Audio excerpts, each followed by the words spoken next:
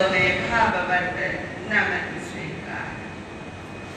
परम श्रद्धेय परम उपकारी आत्मज्ञानी सद्गुरुदेव पूज्य शिवाचार्य भगवान, परम उपकारी परम श्रद्धेय पूज्य गुरुदेव श्री जी एवं पूज्य गुरुणी श्री जी के चरणों में भाव वंदन नमन।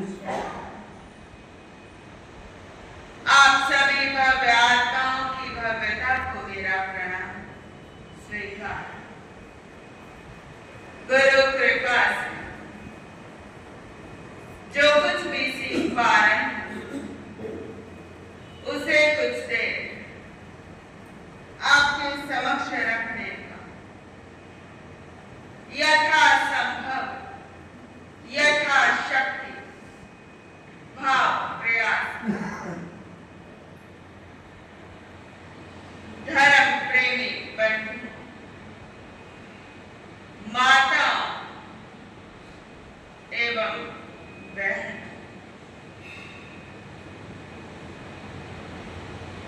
अष्टमंगल की शक्ति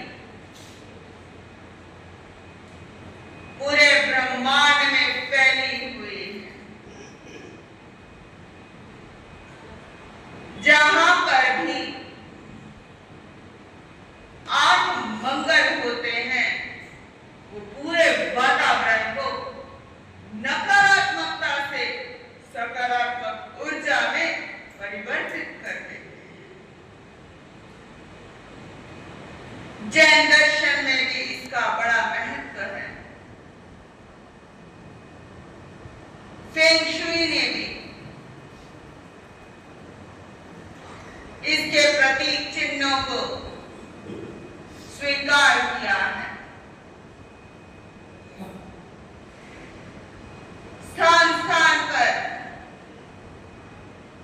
वास्तुविदों ने भी इसे बड़ा स्वीकार किया है। कभी कभी आपको कुछ वास्तु विशेषज्ञ बोल देते हैं कि भाई बच्चों के कक्ष के अंदर 2 मछलियों का जोड़ा लगा क्रिस्टल का। कोई बोल देता है घर में कलश की स्थापना करो। ये सब जैन परंपरा से आचार्यों के द्वारा शोध की हुई प्रतीक चिन्हों का अपने अपने नामों से आपको थाल परोसे जा रहे हैं। लेकिन वास्तविकता यह है कि जो ये अष्टमंगल है ये जैन परंपरा से लिया गया है। हमने इससे पहले स्वास्तिक के संबंध में चर्चा की, रंगों के संबंध में चर्चा की। अगर किसी व्यक्ति की बॉडी के अंदर व्हाइट ब्लड सेल्स की कमी हो गई है, जो यहाँ पर ये मंत्र लिखा गया है नमोकार मंत्र, यदि इस नमोकार मंत्र का ध्यान किया जाए कि सफेद रंग का नमो अरिहंताय मुझे लिखा हुआ नजर आ रहा है, केवल इसको देखने मात्र से ही आपके शरीर के अंदर के व्हाइट ब्लड सेल्स बढ़ जाएंगे। इतना ही नहीं, अगर आप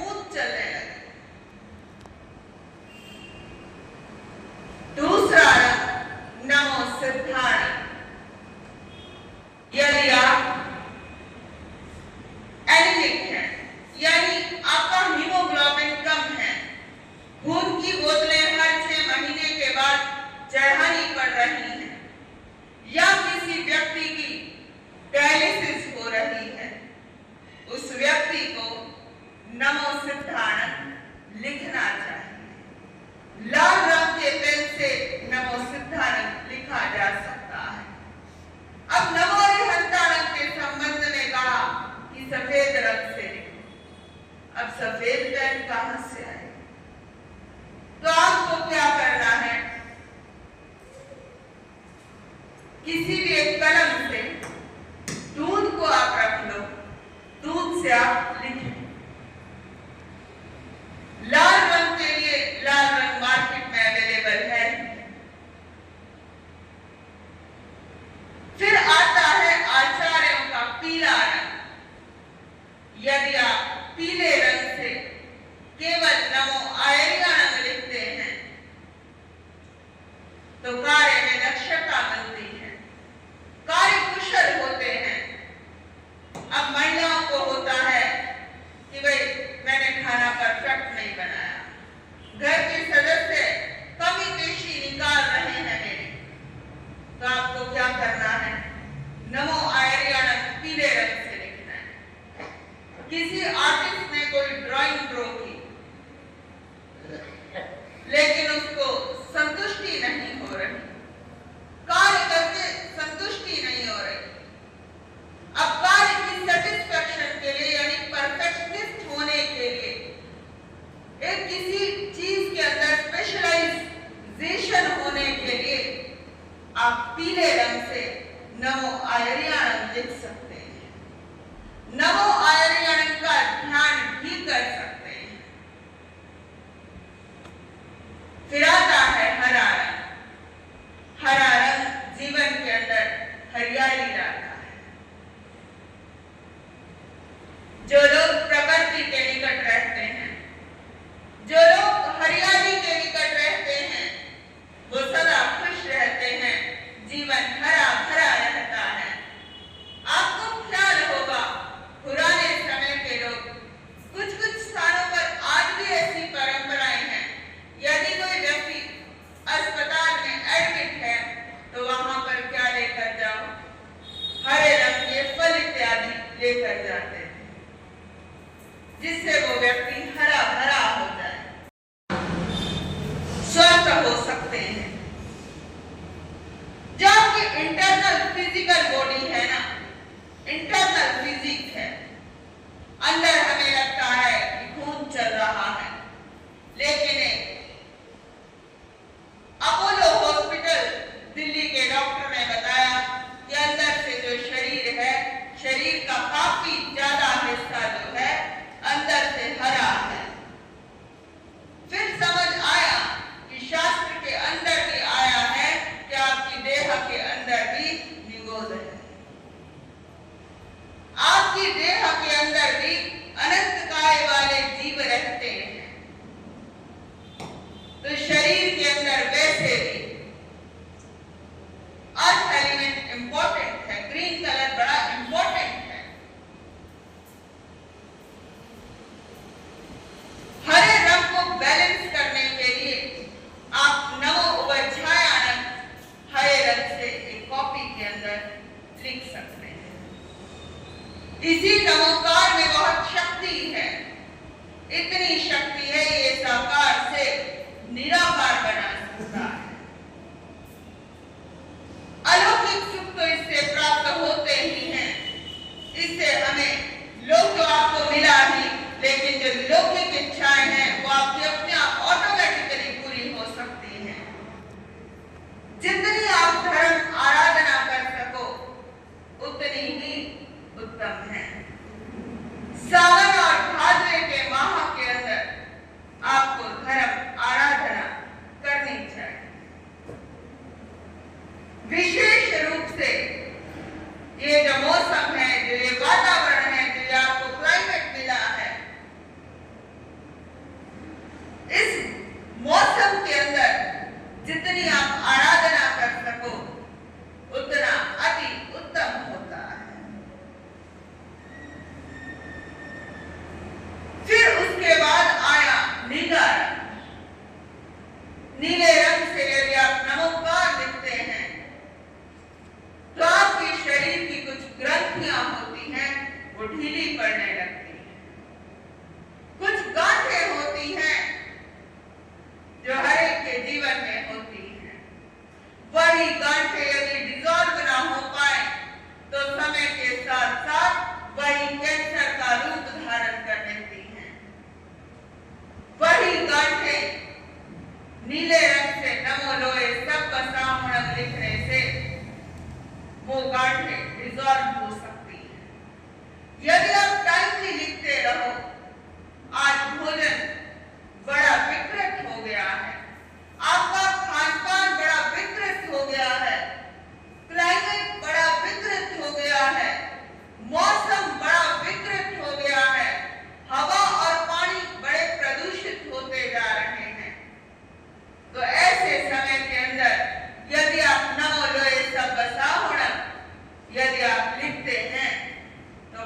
उत्तम प्रयोग है। यदि इस पूरे नमोकार को चारों मुखों के अंदर यदि खड़े होकर करते हैं तो ऐसा कहते हैं स्थान के जो देवता होते हैं 32 देवता वो भी प्रसन्न हो जाते हैं और सहायक रक्षक देव अति प्रसन्न हो जाते हैं। तो इष्ट मंगल के संबंध में हमारी धर्म चर्चा चल रही है। मंगल शक्ति है। आपके जीवन में कुछ भी अच्छा हो रहा है वो एक शक्ति है, वो ऊर्जा है, वो पुद्गल है। वो पुद्गल अशुभ से शुभ में पलट है। वर्गणाएं होती हैं। जैसे मैं कुछ बोल रही हूं वो सब कुछ इस ब्रह्मांड के अंदर रिकॉर्ड हो रहा है। कुछ भी हम बोल रहे हैं वो ब्रह्मांड में रिकॉर्ड हो रहा है। यहां तक कि तीर्थंकरों तक की वाणी भी वैज्ञानिकों के द्वारा किसी विद्युत उपकरण के अंदर कैद कर दी गई है। तो जगह जगह कुछ ग्रूव्स बन जाते हैं। जैसे आपने कुछ बोला जो आपको नजर नहीं आ रहे वो ब्रह्मांड के अंदर आपके आसपास के वातावरण के अंदर कुछ ग्रूव्स बन गए। अब ये वातावरण सहायक है तो मैं आपके समक्ष प्रस्तुतिकरण कर पा रही हूं धर्म कथा का। अगर ये वातावरण अनुकूल ना हो और मेरे गले के अंदर से भी आवाज नहीं निकल पाए, यदि वातावरण की अनुकूलता हो तभी परमाणु पुद्गल बाहर निकल पाएंगे, वरना मौन शब्द भी होते हैं। जीवन में कुछ कुछ महापुरुष आपने ऐसे भी देखे होंगे जो बोलते नहीं हैं लेकिन जिनका जीवन बोलता है। केवल बोलने से ही सब कुछ संभव नहीं होता। मौन भी बहुत कुछ बोल देता है। संप्रेषण के कई माध्यम हैं। मौखिक है बोलने से, आंगिक है अपने हाव भावों की प्रस्तुति से, लिखित है यदि कोई व्यक्ति बड़ा क्रोधित है तो उसकी आंखें देखकर उसके आंगिक संप्रेषण से पता लग जाएगा कि ये व्यक्ति क्रोधित है। क्या आपको पता है कि हमारी वेश्याएं अशुद्ध भी होती हैं? हमारी वेश्याएं अशुद्ध भी होती हैं। जैसे चर्चा सुनने के लिए उसने अगर कुर्सी से आवाज की है तो उससे भी पता लगता है। एक आवाज करना कानों को बड़ी प्रिय लग रही है और एक आवाज कानों को अच्छी नहीं लग रही है। वो शब्द मधुर नहीं लग रहे हैं। इट मीन्स वेश्या उसकी अच्छी नहीं है, यानी उसका आभा मंडल अच्छा नहीं है, उसका ऑरा अच्छा नहीं है। एक व्यक्ति उपाश्रय भवन में आया धर्म चर्चा का लाभ लेने के लिए। उसने आसन उठाया, आसन ऊपर से नीचे गिरा दिया। इससे भी पता लगता है कि उसकी लेश्या सुंदर नहीं है, उसकी लेश्या अशुद्ध है। उसकी लेश्या को इंप्रूव करने की जरूरत है। उसके आभा मंडल को विस्तार देने के लिए, उसके आभा मंडल के अंदर फैलाव देने के लिए उसे अपने विचारों को शुभ करना होगा।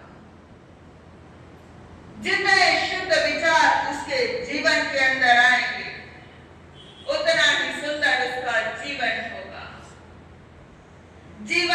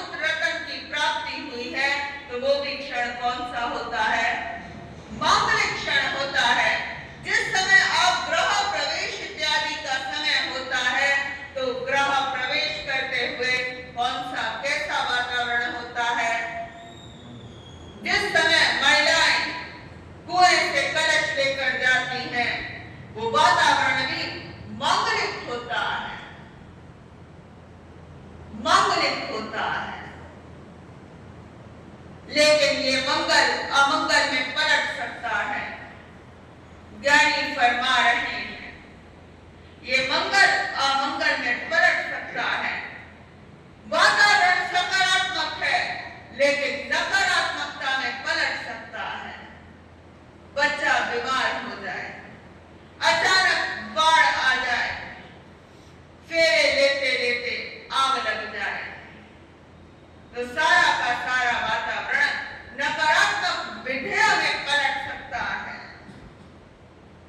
मंगल शक्ति है जो हर तरह से अच्छी है, पावन है और पवित्र है। यदि आप जीवन के अंदर अष्ट मंगल का सहारा लेते हैं तो ये सहारे आपको किनारे तक ले पहुंचेंगे, क्योंकि अष्ट मंगल की जो हम आदि कर रहे हैं, आदि किससे हुई? वर्धमान, नंद्याव्रत, दर्पण, कलश इत्यादि। अंतिम मंगल भी बहुत सुंदर है। जिसकी आदि सुंदर है, जिसका मध्य सुंदर है, जिसका अंत भी मंगल है, तो कार्य के अंदर क्या होगा? मंगल ही मंगल होगा। आज वर्तमान में दिगंबर परंपरा में आज से नहीं कई शतक हो गए, जिस समय संत नगर प्रवेश के लिए आते थे, चतुर्मास की स्थापना किससे होती है? कलश की स्थापना से। आज समय के साथ साथ बहुत वातावरण के अंदर ऐसा सुंदर देखने को मिलता है।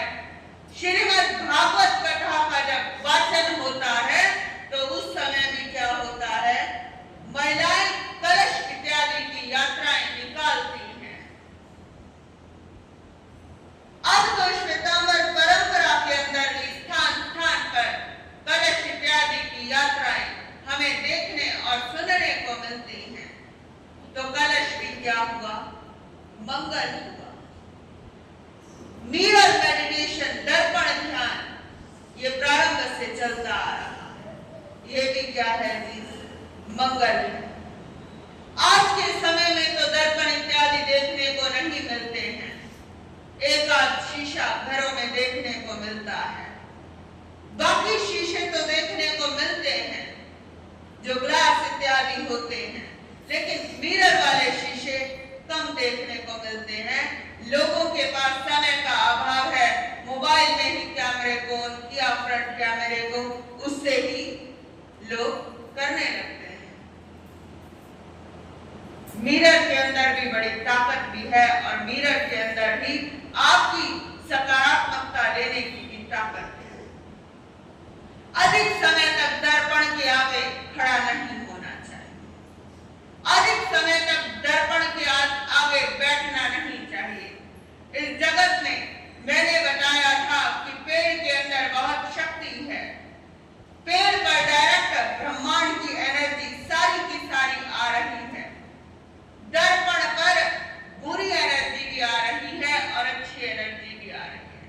आज वर्तमान में लोगों ने कितना देखना शुरू किया है, लड़कियां हैं शीशे के आगे से हटती ही नहीं है।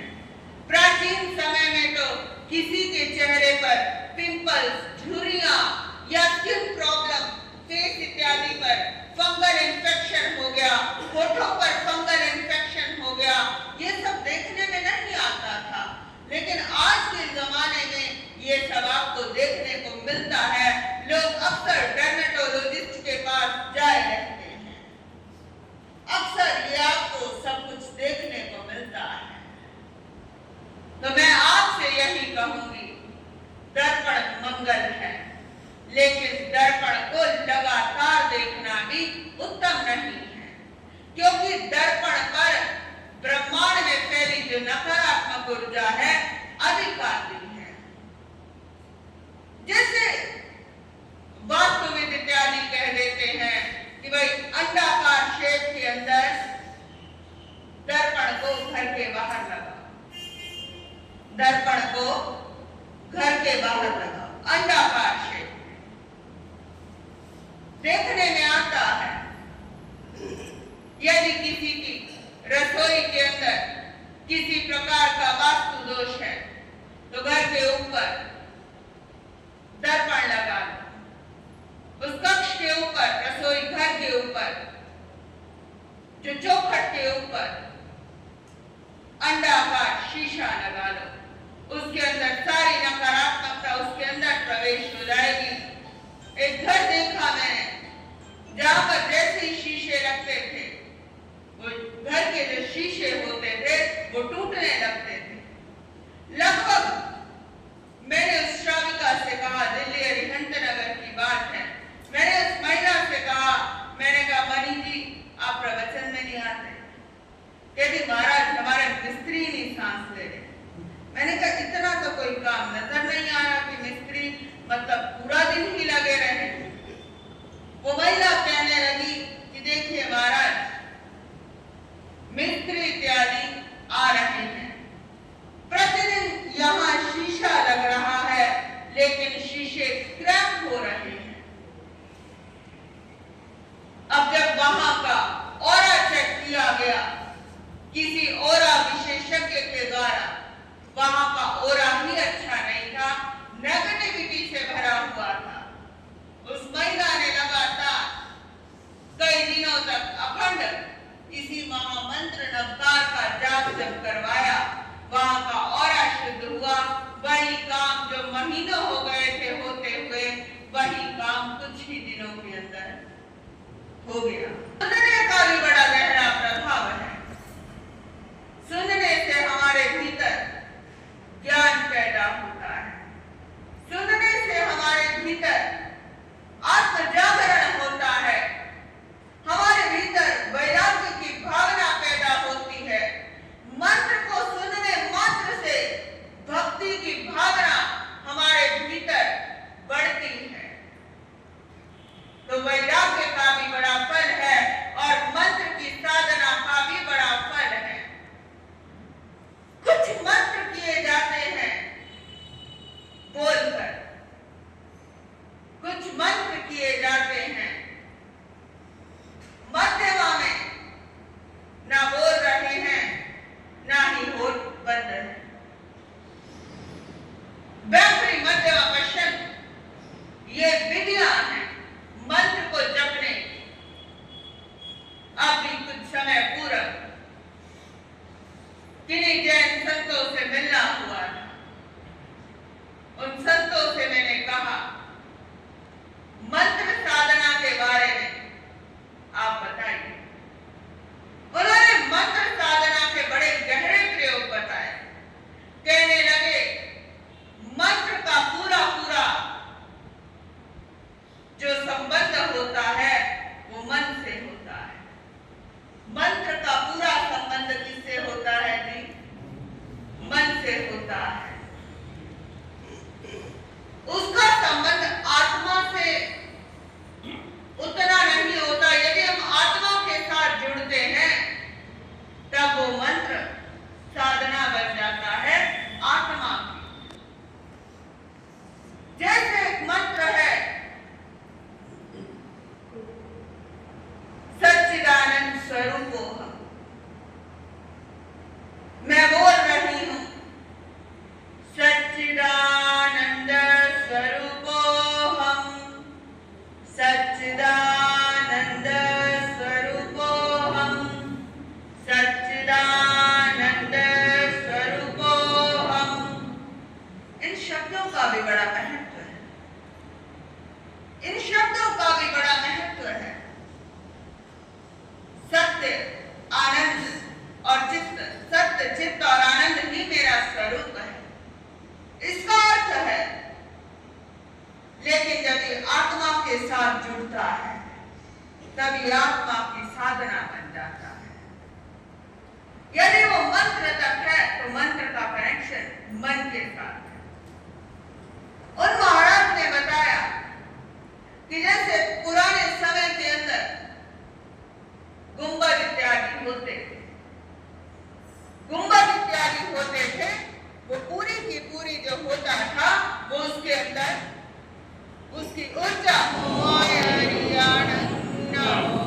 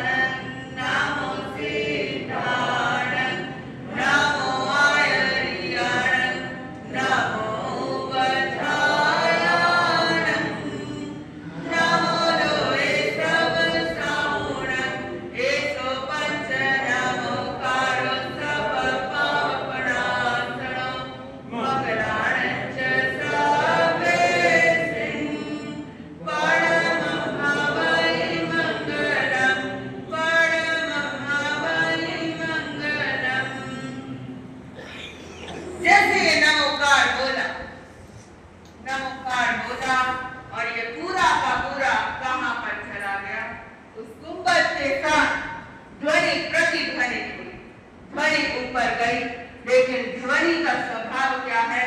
ग्रेविटेशनल फोर्स की वजह से ऊपर की ओर गई, लेकिन नीचे आ गई। सेब गिरा ऊपर, लेकिन सेब कहाँ आया जी? नीचे आ गया। आपने कोई गेंद गिराई ऊपर, वो नीचे आ गई। ड्यू टू ग्रेविटेशनल फोर्स, गुरुत्वाकर्षण की वजह से ऐसा हुआ। ऐसे ही मंत्र जब गुंबद के साथ बोलता है, गुंबद के साथ ध्वनि ऊपर गई, लेकिन हमें कभी ऐसा लगता है वही ध्वनि वापिस आ रही है। तो ध्वनि प्रतिध्वनित हुई, तो वो ऊर्जा है पूरे के पूरे आपके सराउंडिंग वातावरण के अंदर बैठ जाती है। पूरी की पूरी जो ऊर्जा है वातावरण के अंदर थम जाती है। कुछ कुछ स्थानों पर आप जाते हैं तो महसूस ऐसा होता है कि आप परास्थान से गुजरे हैं, मन को शांति दे रही है। संत ज्ञानेश्वर की समाधि है महाराष्ट्र के अंदर। महाराष्ट्र की धरती भी बड़ी पवित्र रही है, मराठियों की धरती रही है। वहां के व्यक्तियों ने इस दुनिया के अंदर अपना बड़ा सिक्का भी जमाया है। उस धरती का अपना सौभाग्य है, उस धरती की अपनी प्रकृति है, अपना स्वभाव है। संत ज्ञानेश्वर, लोग जो उनकी समाधि पर जाते हैं वो एकदम शांत हो जाते हैं और गहरी समाधि के अंदर उतर जाते हैं। बहुत से व्यक्तियों ने ऐसा बताया कि संत ज्ञानेश्वर की समाधि पर पहुंचने के लिए हम सीढ़ियां चढ़ रहे थे।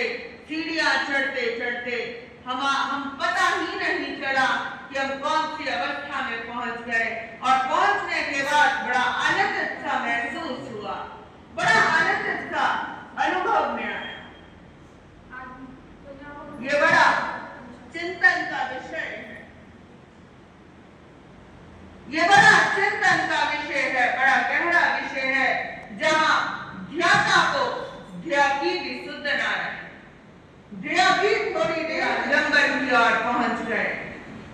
जोश आता है तो लहरें छूट जाती हैं, लहरें छूटती हैं तो कई बार किनारे भी टूट जाते हैं, अपने भी छूट जाते हैं, सहारे भी छूट जाते हैं, मोह ममता के खूंटे भी टूट जाते हैं। समय के साथ साथ जोश आता है लहरों को तो किनारे भी टूट जाते हैं। जब दृष्टि बदलती है तो दिशाएं बदल जाती हैं, दिशाएं बदलती हैं तो आपकी ग्रह दशाएं भी बदल जाती हैं।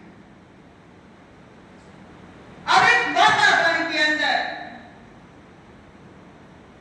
अगरबत्ती या धूप बत्ती जलाए, वो वातावरण के अंदर महक ही महक हो गई, किसी भी फ्लेवर की लगाई हो, लेकिन वातावरण के अंदर महक हो गई बाई, लेकिन एकदम क्या हुआ?